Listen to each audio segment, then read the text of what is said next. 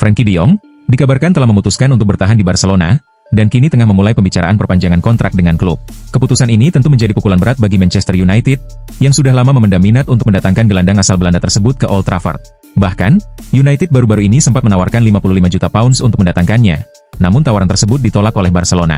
Meskipun sempat merasa kecewa dengan perlakuan Barcelona, serta terbatasnya menit bermain di bawah pelatihan si Flick, dia merasa semakin nyaman tinggal bersama keluarganya di Spanyol. Dengan situasi ini, negosiasi perpanjangan kontrak menjadi prioritas utama bagi Barcelona, yang tentu tidak ingin kehilangan pemain kunci mereka secara cuma-cuma pada 2026 mendatang. Kemarin, Timnas Bahrain mengunjungi Stadion Utama Gelora Bung Karno untuk menghadapi Timnas Indonesia dalam pertandingan ke-8 Grup C, kualifikasi Piala Dunia 2026 Zona Asia.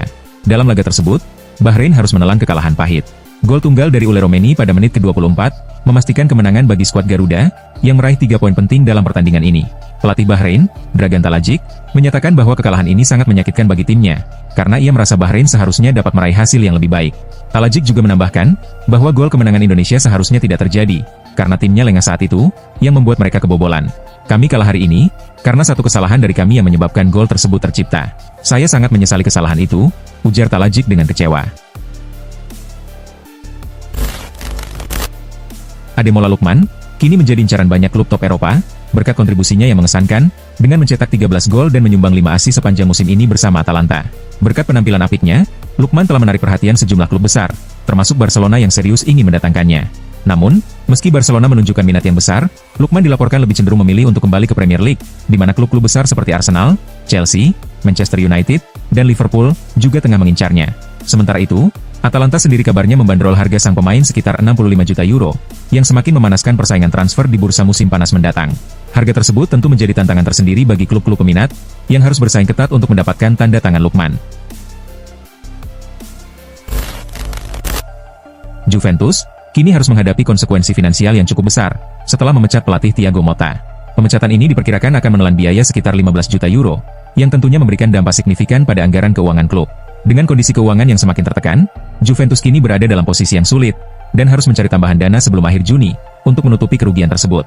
Salah satu cara yang dapat dilakukan klub untuk memperoleh dana segar, adalah dengan menjual beberapa pemain kunci mereka. Jika langkah ini tidak berhasil, Juventus harus bergantung pada kemungkinan suntikan dana dari pemegang saham utama, Exor. Namun, peluang Exor untuk memberikan bantuan finansial cukup kecil, mengingat kondisi saat ini. Oleh karena itu, Juventus harus segera mencari solusi lain, dengan menjual pemain-pemain yang dianggap memiliki nilai jual tinggi. Pertandingan antara Timnas Indonesia dan Bahrain kemarin, berakhir dengan kemenangan tipis bagi skuad Garuda. Gol tunggal yang dicetak oleh Ule Romeni pada menit ke-24, menjadi penentu kemenangan tersebut. Menurut bek Timnas Indonesia, Justin Hubner, kemenangan ini bukan hanya sekadar meraih 3 poin, tetapi juga menjadi ajang pembuktian, atas sindiran yang dilontarkan oleh pelatih Bahrain, Dragan Talajic. Sebelumnya, pelatih asal Kroasia itu mengkritik Indonesia, dengan mengatakan bahwa meskipun negara ini memiliki populasi 300 juta, Indonesia sering menambah pemain baru dari Belanda. Sebelum pertandingan, mereka membicarakan dan menyindir kami. Namun, kami membuktikan dengan kemenangan ini, bahwa kami mampu menunjukkan kemampuan kami di lapangan. Kemenangan ini menjadi bukti nyata, bahwa Indonesia tetap bisa bersaing dan tampil solid, meski mendapat kritik dari luar, ujar Hubner. Trent Alexander-Arnold telah mengenakan nomor 66 sepanjang karirnya di Liverpool. Namun, jika ia benar-benar pindah ke Spanyol, ia harus memilih nomor baru. Pemain berusia 26 tahun itu, dilaporkan telah mencapai kesepakatan untuk bergabung dengan Real Madrid, dengan gaji 15 juta euro per tahun. Kepindahannya ke Santiago Bernabeu, juga akan mempengaruhi nomor punggung yang akan ia kenakan, mengingat aturan ketat La Liga mengenai nomor pemain. La Liga hanya memperbolehkan nomor punggung 1 hingga 25 untuk pemain tim utama, sementara nomor lebih dari 25 hanya diperuntukkan bagi pemain cadangan. Bahkan, nomor 1, 13, dan 25, umumnya dipakai oleh kiper. Oleh karena itu, nomor 66 yang menjadi favorit Alexander-Arnold, tidak bisa digunakannya di Real Madrid, dan ia harus memilih nomor lain yang tersedia, sesuai dengan peraturan tersebut. Paulo Dybala mengalami cedera saat pertandingan menghadapi Cagliari pada 16 Maret lalu. Pemain asal Argentina ini masuk sebagai pemain pengganti di babak kedua, namun tak lama setelah itu ia merasakan masalah otot yang mengganggu penampilannya. Setelah menjalani pemeriksaan medis, diketahui bahwa ia mengalami cedera pada tendon semitendinosus di kaki kirinya. Untuk mencegah risiko cedera yang berulang, dan memastikan pemulihan yang optimal, pihak medis memutuskan untuk melakukan prosedur operasi. Dengan adanya cedera ini, Dybala dipastikan akan absen hingga akhir musim, yang berarti ia tidak akan dapat memperkuat tim untuk sisa pertandingan. Pemulihannya diperkirakan akan memakan waktu cukup lama, dan ia baru bisa kembali berlatih bersama tim pada musim panas mendatang. Absennya Dybala tentu menjadi kehilangan besar bagi tim, mengingat kontribusinya yang sangat penting sepanjang musim ini. Bomber timnas Indonesia, Ule Romeni, memiliki selebrasi gol yang ikonik setiap kali ia mencetak gol. Selebrasi tersebut berupa meletakkan telapak tangan di bawah dagunya, yang menjadi ciri khasnya. Untuk kedua kalinya dalam dua penampilannya bersama timnas Indonesia, Romeni kembali melakukan perayaan tersebut. Pertama kali ia melakukannya adalah saat membobol gawang Australia, dan kali kedua ketika ia berhasil menjebol gawang Bahrain. Selebrasi saya adalah tanda untuk tetap menegakkan kepala, ujar Romeni. Ia menjelaskan bahwa makna dari selebrasi tersebut adalah untuk mengingatkan dirinya sendiri dan orang lain untuk terus bertahan dan tidak menyerah. Romeni juga berharap selebrasi itu dapat memberikan inspirasi kepada banyak orang, terutama saat menghadapi situasi sulit dalam hidup mereka. Menurutnya, meskipun tantangan datang, menyerah bukanlah pilihan, dan kita harus terus semangat serta berjuang untuk meraih tujuan. Masa depan Jorginho di Arsenal masih belum pasti, mengingat kontraknya akan berakhir pada musim panas ini. Gelandang berusia 33 tahun tersebut sering dikaitkan dengan kemungkinan pindah ke Brasil, namun ia juga memiliki opsi untuk bertahan di Eropa, termasuk di klub yang saat ini dibelanya. Agen Jorginho, João Santos, mengonfirmasi bahwa pembicaraan mengenai masa depan kliennya akan dimulai pada bulan depan. Mulai 15 April, saya akan berdiskusi dengan klub-klub di Inggris, termasuk Arsenal, serta tim-tim dari Italia, Arab Saudi, dan Brasil, kata Santos kepada Daily Arsenal.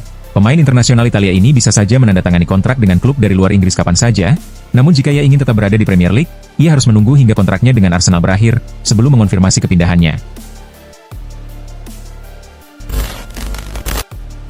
Barcelona tengah menjalani musim yang sangat menjanjikan, dengan peluang untuk meraih 4 gelar berbeda.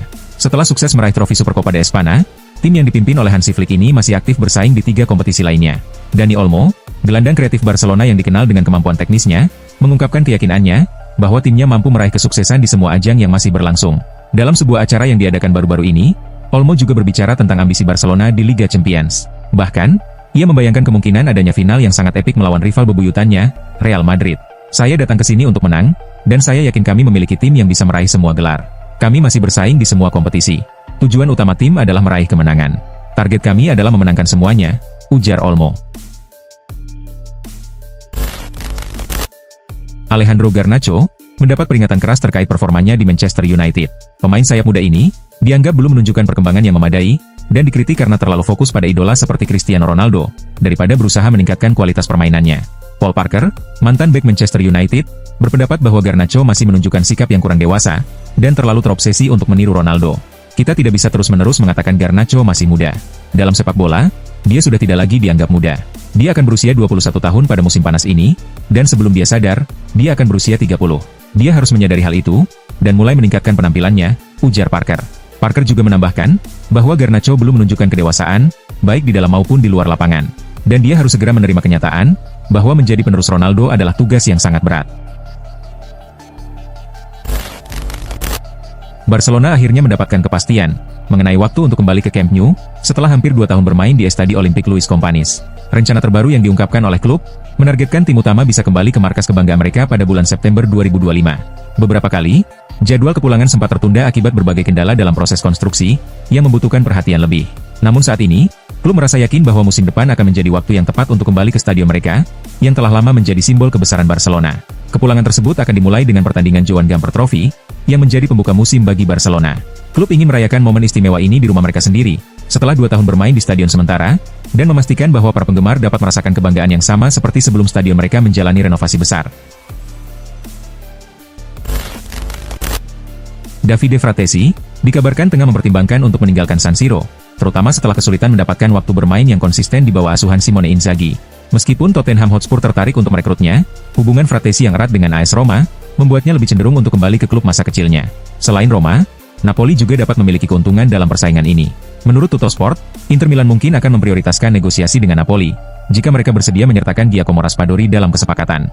Mantan penyerang Sassuolo ini, diyakini akan sangat cocok dengan sistem serangan Simone Inzaghi. Mengingat Inter kemungkinan akan kehilangan setidaknya 2 dari 5 penyerang mereka pada musim panas mendatang. AC Milan saat ini sedang mempertimbangkan kemungkinan untuk melakukan perubahan di posisi pelatih kepala, dengan beberapa nama besar mulai muncul sebagai kandidat utama untuk menggantikan posisi Sergio Conceição. Salah satu nama yang mencuat dalam pembicaraan adalah Cesc Fabregas, yang dinilai memiliki potensi untuk membawa perubahan positif bagi tim. Selain Fabregas, AC Milan juga mempertimbangkan beberapa pelatih berpengalaman lainnya, seperti Maurizio Sarri dan Roberto De Zerbi, sebagai calon pengganti Conceição. Meskipun demikian, Fabregas dianggap sebagai kandidat terkuat, karena filosofi permainannya yang diyakini sejalan dengan visi sepak bola Milan, yang mengutamakan permainan menyerang dan penguasaan bola. Selain itu, pengalaman Fabregas di level atas sebagai pemain, dan pemahamannya yang mendalam tentang taktik, membuatnya menjadi pilihan menarik untuk mengambil alih kendali tim. Seperti yang telah diketahui, Manchester United tengah menghadapi krisis cedera. Hampir semua sektor tim mereka terkena dampak, dengan lebih dari 10 pemain utama yang cedera. Di lini tengah, salah satu pemain yang cedera adalah Kobbie Mainoo. Ia telah absen sejak awal tahun lalu akibat cedera. Namun menurut laporan dari Manchester Evening News, ada kabar baik bagi tim Setan Merah. Kondisi Mainoo kini semakin membaik, dan ia berpotensi segera kembali bermain. Laporan tersebut menyebutkan, bahwa Mainoo semakin dekat untuk kembali ke tim utama MU. Sejak awal pekan ini, gelandang tersebut sudah kembali berlatih bersama tim utama, setelah beberapa pekan terakhir menjalani latihan di gym. Ini merupakan perkembangan signifikan bagi Mainoo, setelah absen cukup lama karena cedera. Kontrak Trent Alexander-Arnold akan berakhir pada musim panas 2025. Sebagai pemain kunci dalam skuad asuhan Arne Slot, Liverpool seharusnya segera memperpanjang kontraknya. Namun, Liverpool disebut-sebut belum memberikan kejelasan terkait masa depan Trent. Hal ini membuka peluang bagi Trent untuk pindah ke Real Madrid, yang memang serius ingin merekrut bek timnas Inggris tersebut. Sebelumnya, Liverpool dikabarkan sudah bersiap untuk kehilangan Arnold, dan mulai mencari calon penggantinya. Salah satu nama yang sering dikaitkan dengan Liverpool adalah bek Bayer Leverkusen, Jeremy Frimpong. Setelah muncul kabar tentang kemungkinan kepindahan Trent ke Real Madrid, Liverpool dikabarkan telah mulai mendekati Frimpong. Informasi ini disampaikan oleh jurnalis Sky Sports, Sacha Tavolieri, yang menyebut bahwa Liverpool bahkan sudah mulai melakukan diskusi langsung dengan Frimpong, untuk membawanya ke Inggris. Sejak awal tahun 2025, muncul berbagai rumor mengenai masa depan Andre Onana. Kiper tersebut dikabarkan mulai membuat Ruben Amorim frustrasi, karena penampilannya yang tidak konsisten.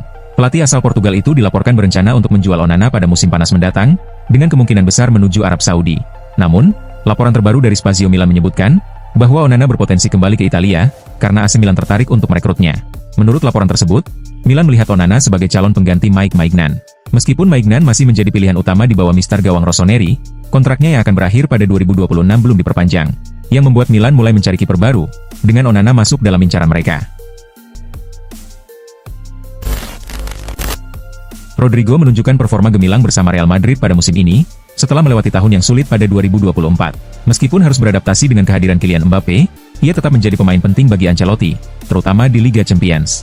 Rumor kepindahannya terus beredar, meskipun Rodrigo sering menegaskan ingin bertahan di Madrid. Namun, klub-klub besar seperti Manchester City dan Liverpool tetap mengawasinya. Rodrigo dikabarkan menolak tawaran dari City pada musim panas lalu, tetapi tim asuhan Pep Guardiola belum menyerah. Menurut jurnalis Eduardo Inda, perwakilan City baru-baru ini bertemu dengan ayah Rodrigo, menawarkan kenaikan gaji dan kesempatan bermain di posisi favoritnya. Meskipun pertemuan ini dibantah, hal itu menambah spekulasi mengenai masa depannya, meskipun tidak menjamin Rodrigo akan meninggalkan Madrid. Arsenal terus dikaitkan dengan pencarian striker baru, untuk memperkuat lini serang mereka menjelang musim depan. Legenda The Gunners, Martin Keown, percaya bahwa klub telah mencapai kesepakatan dengan pemain incaran mereka. Musim ini, Arsenal memang mengalami kesulitan besar dalam mencetak gol. Hal ini semakin diperburuk dengan cedera yang dialami oleh Gabriel Jesus dan Kai Havertz, yang semakin memperparah situasi di lini serang. Beberapa nama striker top, seperti Alexander Isak, Ollie Watkins, Alvaro Morata, dan Benjamin Sesko, telah disebut-sebut sebagai target potensial bagi Arsenal. Meskipun demikian, bursa transfer Januari berlalu tanpa ada penambahan pemain baru di lini depan. Keown sendiri yakin, bahwa Arsenal tidak akan mengulangi kesalahan yang sama pada bursa transfer musim panas nanti, dan akan segera melakukan langkah konkret untuk mendatangkan penyerang yang diinginkan. Musim ini, merupakan musim kedua Arda Güler bersama skuad Real Madrid, setelah ia dibeli dari Fenerbahce pada 2023. Meskipun begitu, Güler masih jarang tampil di tim utama Real Madrid, dan hal ini memunculkan spekulasi bahwa ia akan meninggalkan Bernabeu pada bursa transfer musim panas mendatang. Namun, baru-baru ini Güler menegaskan, bahwa ia tidak memiliki niat untuk meninggalkan El Real. Dalam wawancara dengan Marca, Güler mengungkapkan bahwa ia tidak datang ke Real Madrid, hanya untuk menjadi pemain cadangan. Ia memiliki tekad yang kuat untuk menjadi pemain utama di tim ini, dan siap berjuang untuk mewujudkannya. Saya datang ke Real Madrid untuk menjadi pemain penting di tim ini, dan saya tidak akan berhenti hingga saya meraih itu, tegas Güler. Sejak dimulainya musim ini, Raphinha menunjukkan performa luar biasa di Barcelona. Di bawah arahan Hansi Flick, ia berhasil mencetak banyak gol dan assist untuk tim. Karena penampilannya yang sangat impresif, kini banyak yang mendukungnya untuk meraih Ballon d'Or, mengingat ia saat ini termasuk salah satu pemain dengan performa terbaik di dunia. Baru-baru ini, Raphinha ditanya tentang peluangnya untuk memenangkan Ballon d'Or, dan ia mengaku tidak terlalu memikirkan hal tersebut saat ini. Menurutnya, fokus utamanya adalah untuk membantu Barcelona meraih semua gelar juara musim ini. Ia menyebutkan bahwa jika Barcelona berhasil meraih treble winners, itu akan meningkatkan peluangnya untuk memenangkan Ballon d'Or. Jika saya berhasil meraih semua gelar di akhir musim, peluang saya untuk mendapatkan penghargaan individu akan semakin besar. Namun, fokus saya saat ini bukan pada Ballon d'Or, jelasnya. Sejak awal musim ini, Jadon Sancho bukan lagi pemain Manchester United, setelah dipinjamkan ke Chelsea selama 1 musim dengan opsi pembelian permanen. Namun, dalam beberapa pekan terakhir, kabar beredar bahwa Chelsea mulai berubah pikiran, dan ingin mengembalikan Sancho ke MU, karena mereka merasa tidak puas dengan penampilannya. Berdasarkan laporan dari Bild, Sancho dikabarkan menolak jika dipulangkan ke Manchester United oleh Chelsea. Ia meminta agennya untuk mengupayakan kepulangannya ke Borussia Dortmund, karena ia merasa tidak nyaman bermain di MU. Terlebih, sepanjang musim ini, Sancho sempat beberapa kali membuat komentar yang memicu kemarahan fans MU di media sosial. Sancho pun dilaporkan ingin kembali ke Dortmund, tempat di mana ia merasa lebih nyaman, dan berharap bisa kembali menemukan performa terbaiknya bersama di Borussen.